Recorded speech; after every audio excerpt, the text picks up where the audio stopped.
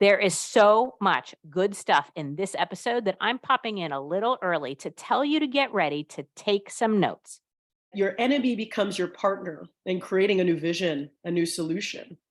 And so I really invite people to lean in that the person that you want to avoid, that is your opportunity for personal growth.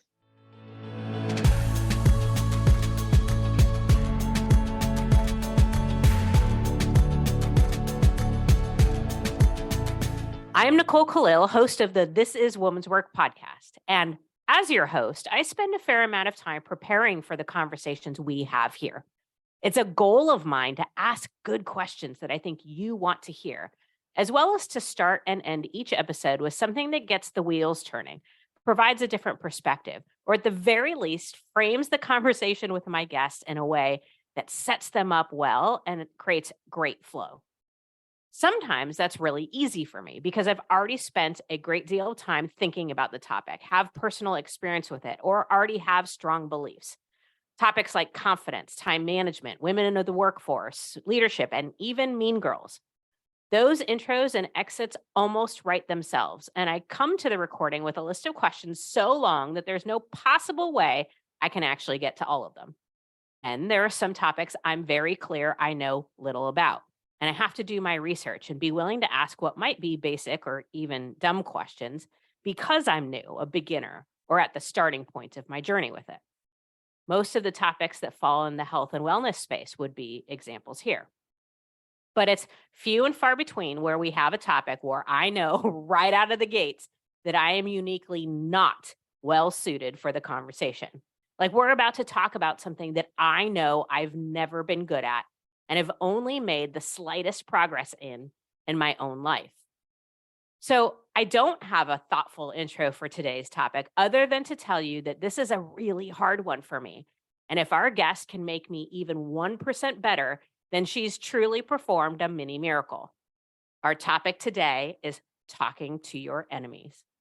The implication is that there's a healthy and productive way to do this. And I'm excited to learn about that because I admire so much when I see people deal with difficult personalities, big egos, or people who've done some harm in some way. And they somehow manage to stay cool, calm, collected, and to lead a productive conversation. I think it's the most powerful display of maturity, grace, curiosity, care, empathy, and confidence. And I'm nowhere near where I want to be in mastering that. So rather than sharing my thoughts to open us up, I'm going to share our guests. Alicia Dunams, leadership keynote speaker, executive coach, certified mediator, and peacemaker, says this: "We live in a time of social and interpersonal conflict unprecedented since the upheavals of the 1960s, and perhaps even since the Civil War. Evolving social roles, astonishing political turmoil, and the rise of cancel culture, the necessity of difficult conversations leave people wondering what to say at the workplace, in social and civic groups, and around the family dinner table. Alicia has the solution and has written a book about it called How to Talk to Your Enemies. She shares not only specific words and phrases, but approaches to start dialogues off on the right foot towards mutual understanding and healing. Whether it's expressing boundaries, handling political and moral differences, giving sincere apologies, responding to accusations of racism or sexism, Alicia provides the tools to have even the most bitter enemies experience compassion and catharsis. Alicia, thank you so much for being here. You definitely have your work cut out for you today with me on this one. Nicole, well, I just want to acknowledge you for your vulnerability in terms of that introduction and that this is an opportunity for growth for you. It's a And big one. so we get to grow together in the next half an hour. I love that. Okay, so I would imagine that writing a book or doing this work had to have started from some sort of personal experience or story. Like doing work this important and this big didn't come out of nowhere. So, what was it that had you focus on such a challenging yet imperative body of work? Mm. Well, thank you for that question. And I would say that I have been doing diversity, equity, inclusion, communication, and leadership training for the last decade. And I would say since the murder of George Floyd and the racial reckoning of 2020, that I have found that people are scared to speak up because they're scared of being shut down. And I see that as an opportunity for growth, and to collectively come to the table and really have healing conversations. So I would say that's my more superficial answer in terms of the work that I've been doing.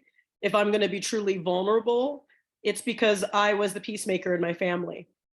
My dad is from New Orleans, Louisiana, a family of 10, grew up poor.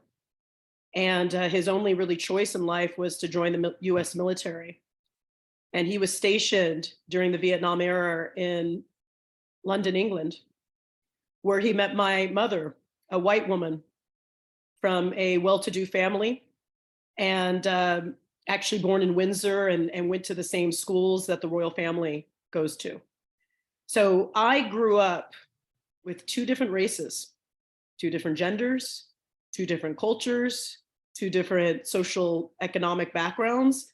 And I felt my experience was that I was the peacemaker between my mom and dad, who are still married to this day, and I acknowledge them for that feat.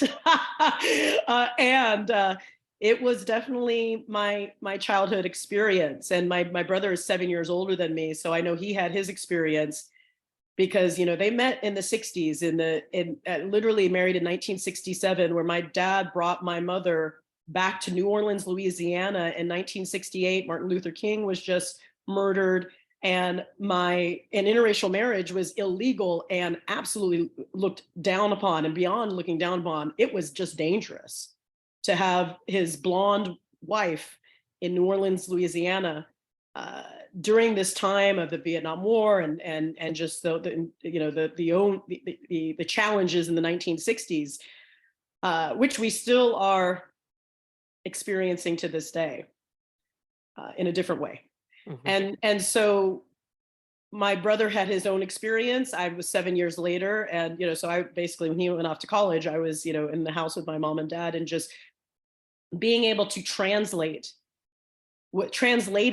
conversations, being able to listen to something my mom would say and translate it to my dad, and vice versa. That was like who I be. That's who I was, and that's who I am to this day. And so I feel that even with the certifications and DEI and mediation work, I just feel I was really well suited for this conversation, cross-cultural, cross-racial, just the challenges that we find ourselves in today. Mm-hmm. And so that's the vulnerable answer. Well, and I appreciate you sharing that, because it's true in your experience. And also, I can relate to it quite a bit.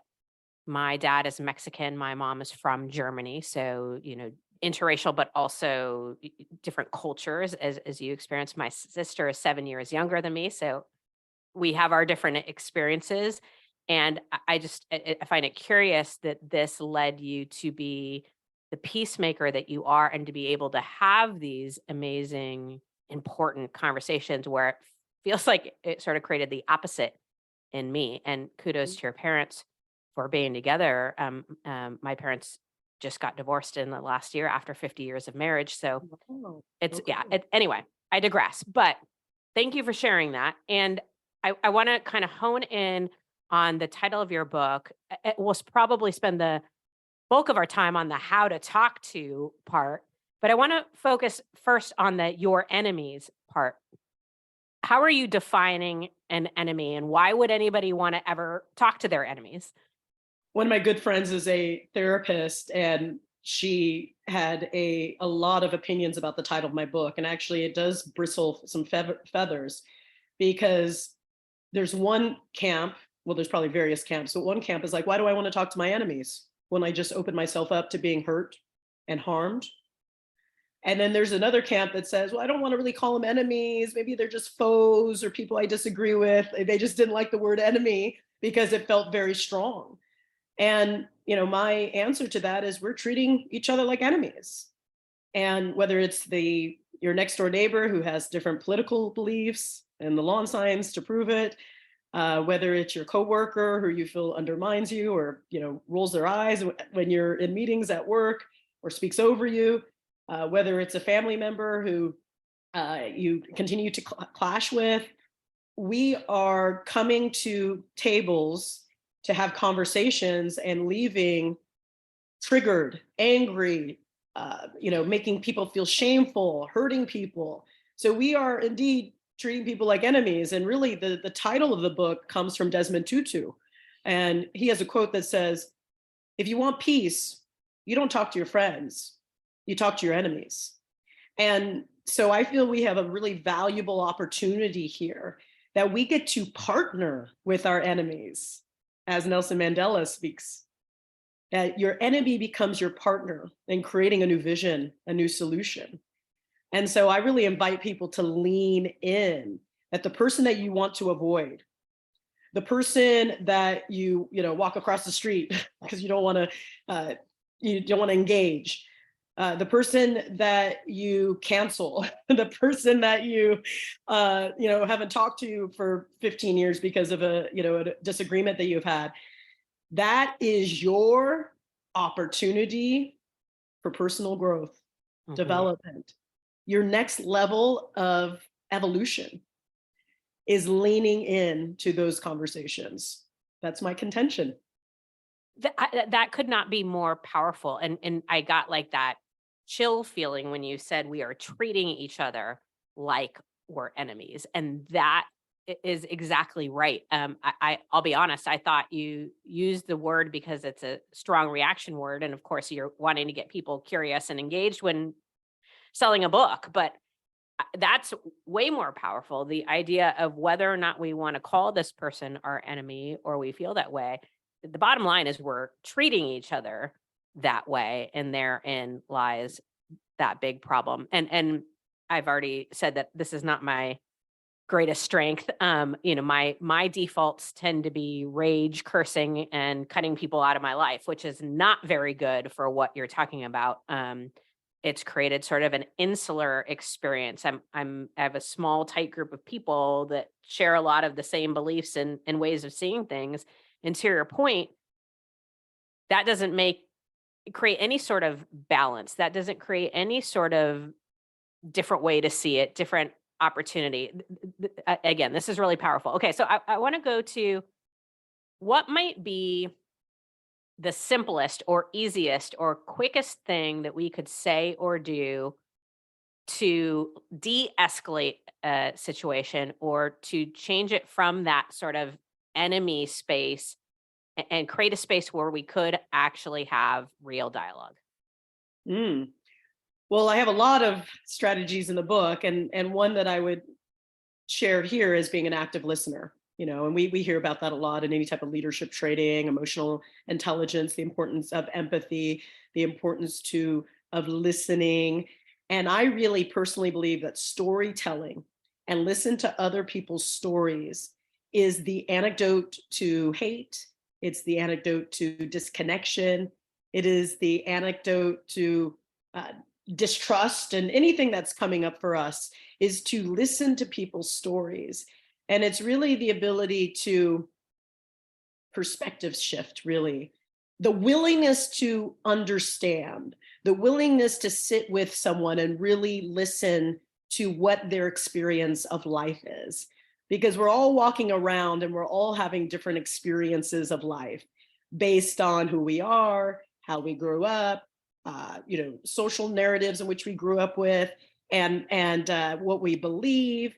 And so I find that listening is one of the most important things we can do. So I have an exercise that I do in my trainings, and I did it last week in Toronto, and this gentleman came up to me crying afterwards.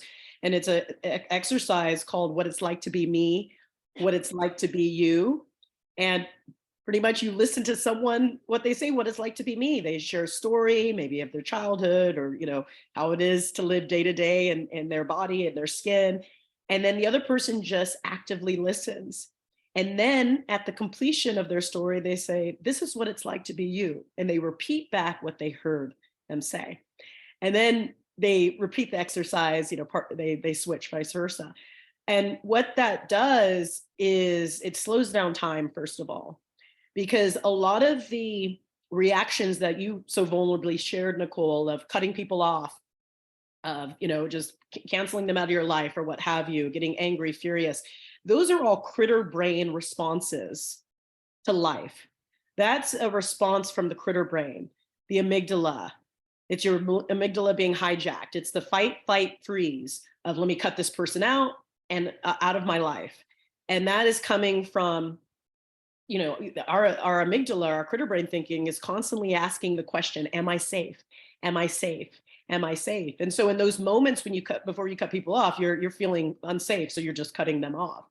And what storytelling does, and active listening, and many of the self-regulation tips really require us to slow down decision making, slow down those jerk reactions, to be able to access the front of our brain, the prefrontal cortex, which gives us the ability to listen, to collaborate, to get curious. I was just on a call last night, and my mentor, who actually was mentored by the late Larry King, he was sharing how Larry King would always say that you can't be curious and furious at the same time, because it requires two parts of the brain. It requires the curious is the prefrontal cortex. The furious is the critter brain. And so we get to look at, how are we responding to other people? Do our words heal, or do our words harm? Or even our actions.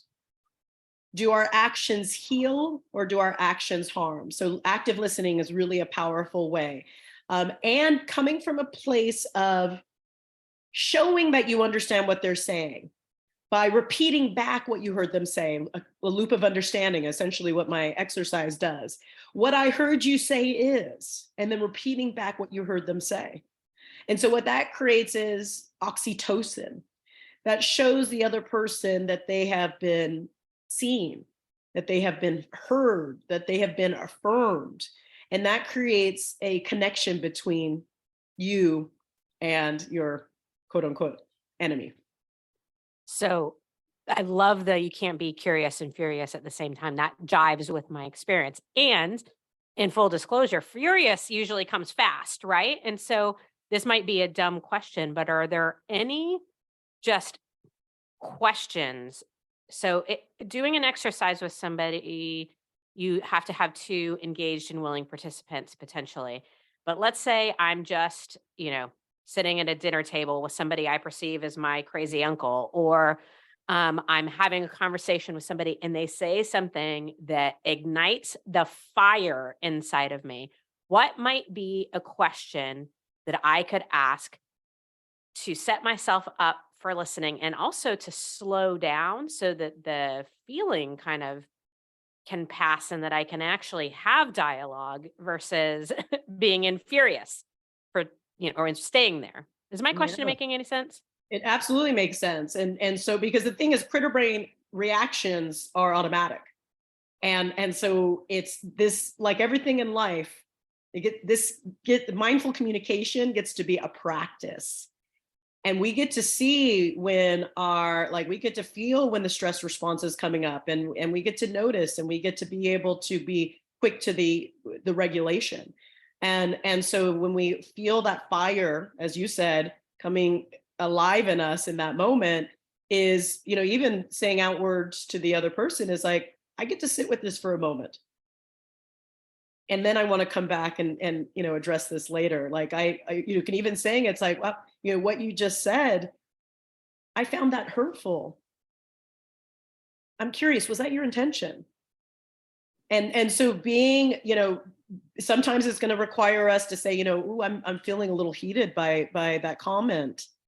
I'm going to choose to slow down and come back to this conversation at a later time. As you have an experience, you get to kind of listen, and then you get to notice what comes alive in you in that moment, whether it's sadness, fear, anger, fierceness, whatever's coming alive in you. And you get to acknowledge it. And the book is divided into to 5 sections. The first is communicating with yourself. It's intra communication. It is being able to hold counsel with yourself and think about what you're going to say before you even open your mouth. And some of these tools are self-reflection questions and meditation and breath work. Being able to take 3 breaths before you respond. And so this is intentional communication. This is deliberate. This is not shooting from the hip. And so the slowing down is very important. Being able to do breath work, like there's a method in the book called the bar method, which is breathe, acknowledge, respond. And so that breath work that you do before, just breathing in and out, it just brings you back into your body to be able to, how do I want to respond? And something that's very important that helps us in this response is I say there's 3 steps to a mindful response. First is a kind acknowledgement of the person. And I challenge you to have a kind acknowledgement, even if they just hurt you, even if that person just harmed you. What that requires of you is to dig deep and even say something like, maybe someone at work harms you in some way, or says something, or microaggression, or whatever that happens. And you get to dig deep and you can say, I just so appreciate the times in the past that you went up to bat for me, on certain projects.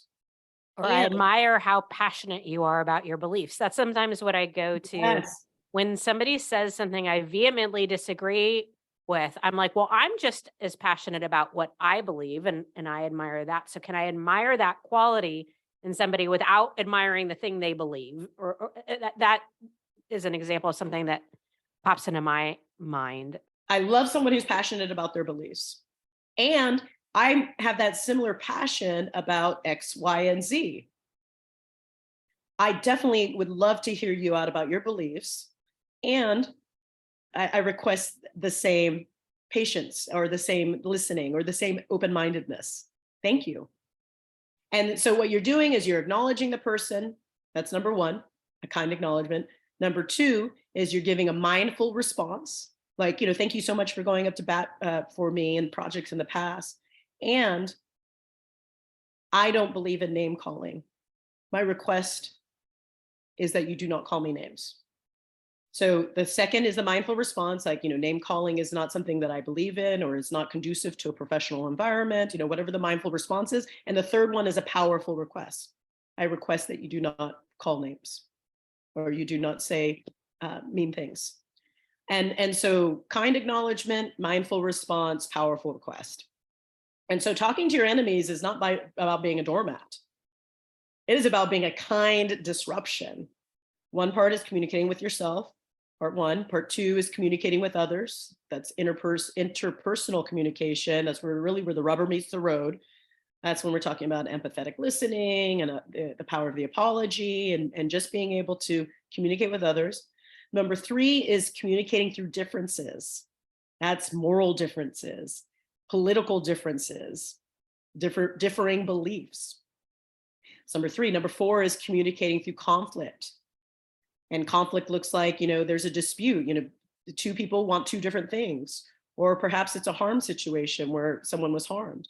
And then that leads us into the 5th is communicating through harm, where I address sexual harassment, racism, even hate speech. I was at the International Association of Business Communicators last week in Toronto, and a woman was talking to me about the workplace, and she's like, but yeah, you can only say these things if there's psychological safety in the workplace. And I said, yes, that's something that all cultures, company cultures, get to commit to. And there will be times in your life that it won't be so safe, and that we get to advocate for ourselves and others. I mean, if we think about Martin Luther King, was it psychologically safe? And he did it anyways. So I call people into their leadership. And that's just what popped into my head too, is one of the things that I find so fascinating about leadership is there's often this paradox that exists. There's two seemingly contradictory things that are both true. And so when you talk about kind disruption, that's an example to me of a paradox. It doesn't seem like they go together, but when they do, it's powerful. I read an article that came through my inbox a few days ago that talked about rage and love. And again, paradox, these two seemingly contradictory things that are both true and when used together and not seen as, polar opposites can be incredibly powerful. I cannot let you go without talking about, as we're recording this, we're coming up to an election, one that's bound to be a contentious one, and just coming off of one. We're in a state of political unrest. I find that both political parties are accusing each other of pretty much the same things, cancel culture. And I find, and I'm curious your take on this, more and more people being called out for things that they say and things that they do, and they then turn around and apologize for them. And I'm not sure that the apology is real or helpful or any of those things. And it just feels like we're just really, really messy. And you've talked about a few things, but I want to hone in on cancel culture and apologies. So let's first start with apologies. I know that this is something that you talk about in your book.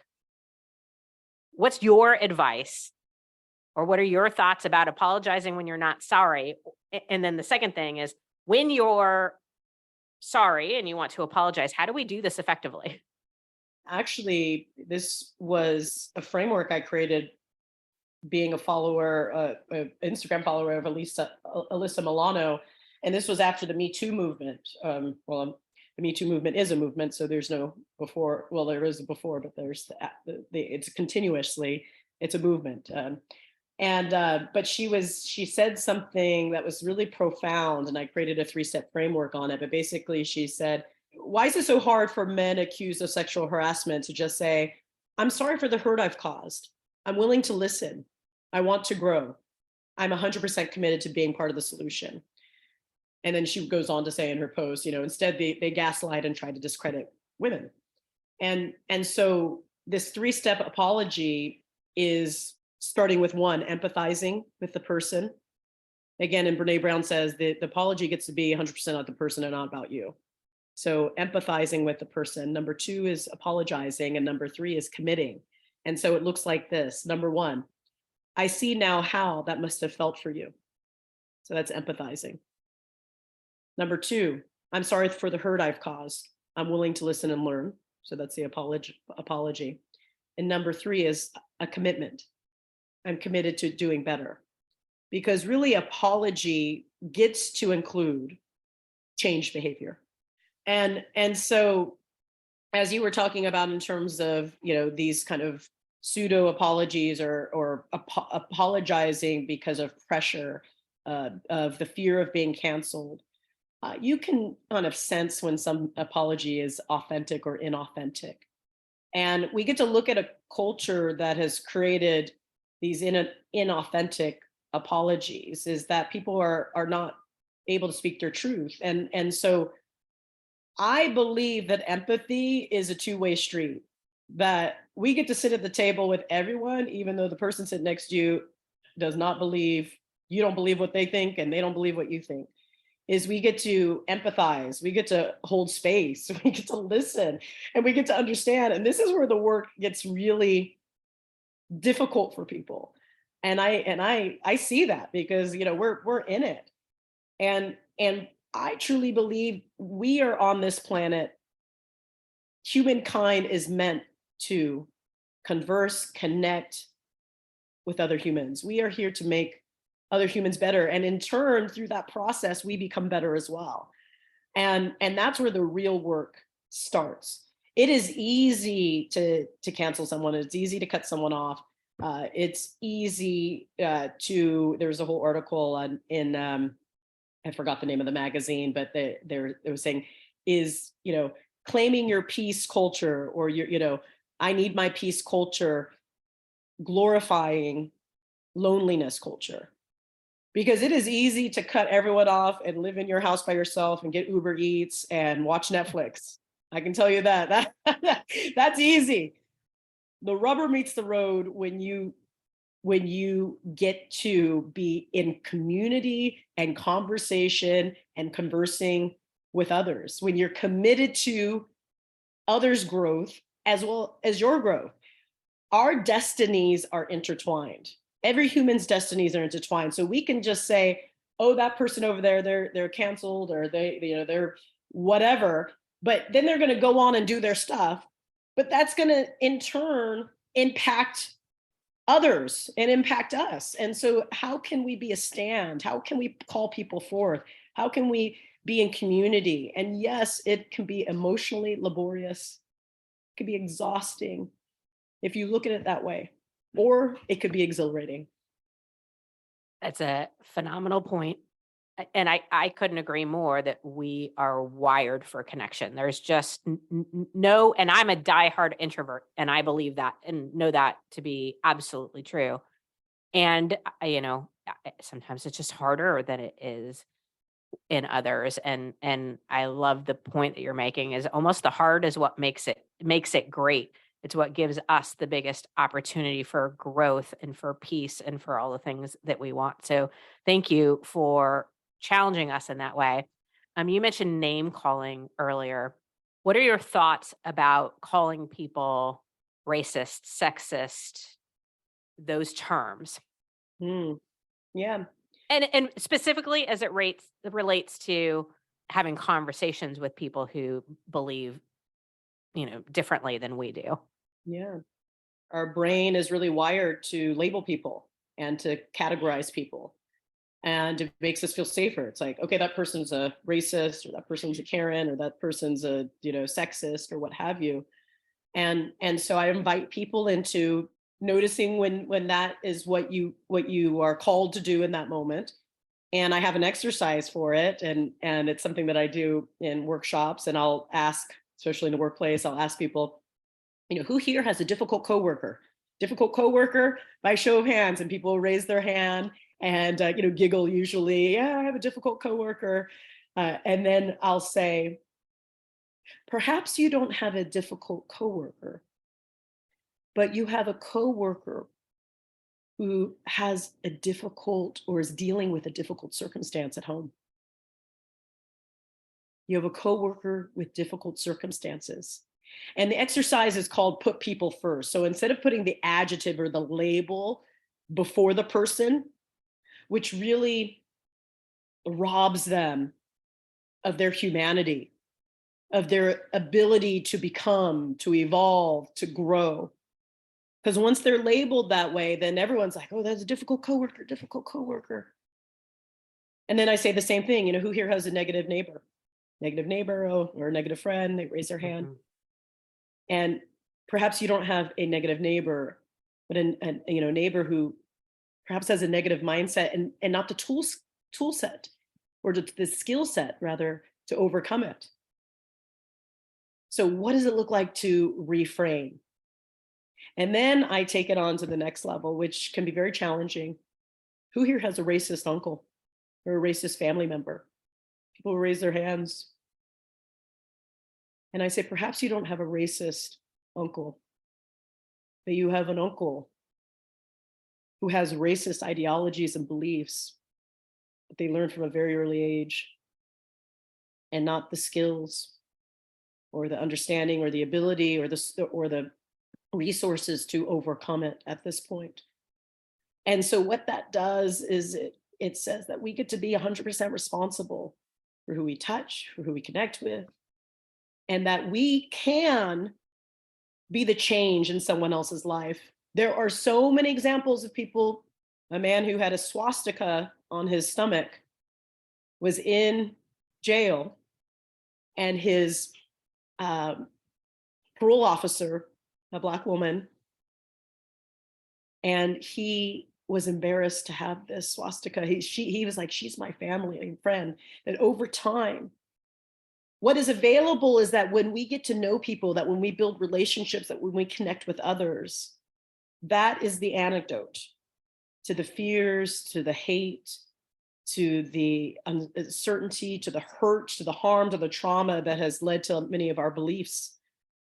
And so there are countless examples of people who've evolved, who've changed, who became something different through their connection with another human being. That is so big. The putting the people first. I haven't ever heard it framed in that way. And just the couple of examples that you gave, so powerful. I actually teared up a little bit because it's so easy to discount the person when you name or label them something or put them in a category, as you said. Yet, so much braver, so much more powerful, so much more impactful when you think about the person and their experiences and what brought them to this point today. So, Alicia, thank you. I feel like I have a zillion more questions, and I'm going to send people to your website, talktoyourenemies.com, to get their free chapter of the book. But if you're anything like me, you're going to skip the free chapter and just go order it on Amazon. So again, it's Talk to Your Enemies is the name of the book by Alicia Dunams. You can also find her on social media. We'll put all of her stuff in show notes. Alicia, thank you for this brave and important work and for having this conversation with somebody who has a lot of work to do in it. The work is happening. It's already happening, Nicole. I so appreciate you and for this invitation. Absolutely my pleasure. All right, I'm going to close this out by saying this was a really tough one for me. I don't have enemies, but there are very few people in my life that I've ever felt hatred for, mostly because I cut people out of my life before it ever gets to that point. And in some cases, I truly believe that letting go and moving on was and might be the most productive and healthy solution in some cases. But it definitely has its downsides. It keeps my inner circle pretty small and homogenous. It limits my exposure to different perspectives and ways of seeing things. It doesn't provide a ton of opportunity to practice empathy and curiosity. And it definitely hasn't done much to help me develop the skill of having those really difficult conversations. In today's day and age, those things are superpowers. We need the skill of communicating effectively with people we disagree with, desperately need that skill.